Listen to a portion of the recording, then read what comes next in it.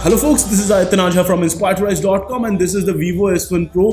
This smartphone is the latest smartphone from Vivo. Today we are going to unbox the same and I am going to tell you all about its pros, cons and whether it's a device worth buying or not.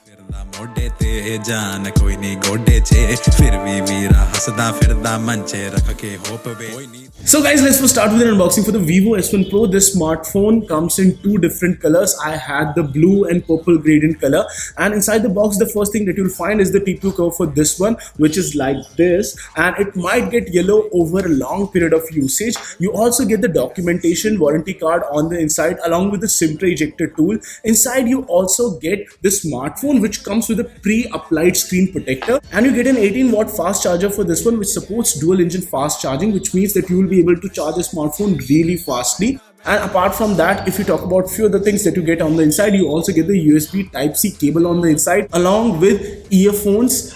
So it's a good thing that they are still packing in earphones for a smartphone like this. And now let's talk about the build and design. It weighs around 186.7 grams and this smartphone is around 8.7 millimeters thick. If I talk about the body, it's built out of polycarbonate, and at the top you get the 3.5mm jack along with the noise cancellation microphone. On the left hand side there's the hybrid SIM tray slot. On the right hand side there's the power button and the volume rocker. At the bottom there's the USB Type-C port along with the speaker grill and the microphone. At the back there's a very nice camera setup which comes with a quad camera, and even the gradient on the back looks pretty good. And now let's talk about what's on the inside. It comes with a Qualcomm Snapdragon 665 chipset. You get only one variant, 128GB with 8GB of RAM, and out of the 128GB you get around 110GB free.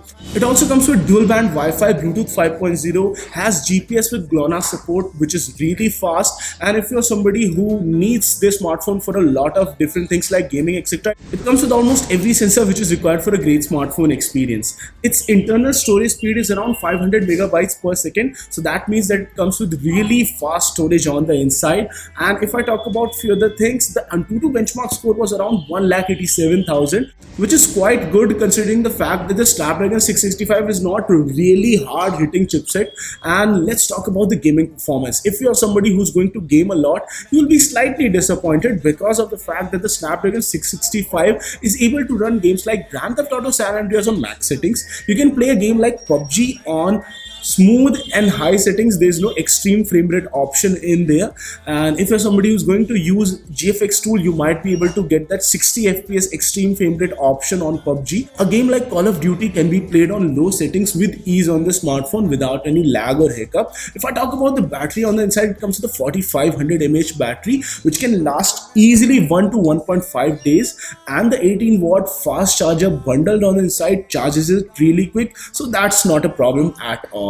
The display on this one is a 6.38-inch Super AMOLED display, and the first thing that you will notice here is that it comes with an in-display fingerprint scanner which is pretty fast, and it also comes with a really fast face unlock mechanism. The display is a Super AMOLED display, that means that the colors etc are really good, and it does support wideband L1, so that means that you will be able to catch Witcher on Netflix with ease on HDR. So plus point for that. And if we talk about few other things, I found that Cam to API is also supported on the smartphone with level 3, which means that you can run Gcam on the smartphone with ease.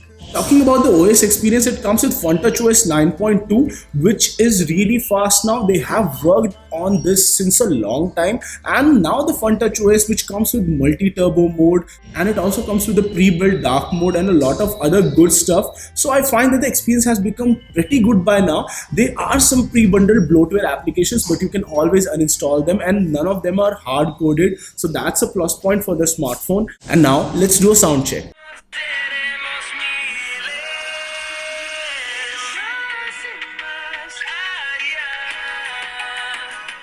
Talking about the camera setup on this one, it comes with a 48MP f1.8 primary camera sensor, an 8MP ultra-wide sensor, a 2MP f2.4 dedicated macro camera sensor, and a 2MP depth sensor.